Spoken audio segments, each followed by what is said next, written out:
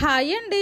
ఈరోజు నేను చాలా డేస్ తర్వాత చేపల పులుసు చేశాను. ఈ మధ్య యూట్యూబ్లో టైటిల్స్ ఇంగ్లీష్లో పెడుతున్నారేంటక్క, ఇంతకు ముందులాగా తెలుగులో పెట్టండి అని కామెంట్స్ చేస్తున్నారు.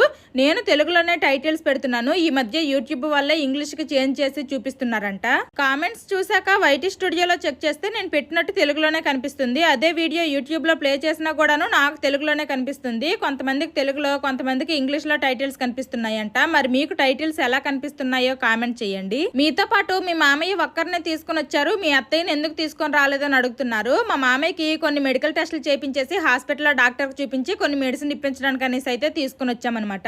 ఇంకా మా అత్తయ్య కూడా రమ్మన్నాము, కానీ ఇంటి దగ్గర కోడి పిల్లలు ఉన్నాయి కదా, వాటిని చూసుకోవడానికి ఎవరు లేరు, అందుకోసమనే మా అత్తయ్య అయితే రాలేదు. మీరు నాన్ వెజ్ ఎక్కువగా తింటారు కదా, మరి మీ మామయ్య వచ్చిన తర్వాత వండట్లేదు ఏంటని కూడా అడుగుతున్నారు. మా మామయ్యకి ఎక్కువగా నాన్ వెజ్లు, ఆయిల్ ఫుడ్స్, మసాలా ఫుడ్స్ అయితే డాక్టర్స్ తినొద్దని చెప్పారు. డాక్టర్స్ చెప్పిన తర్వాత మా మామయ్య అయితే చాలా రకాలైతే అసలు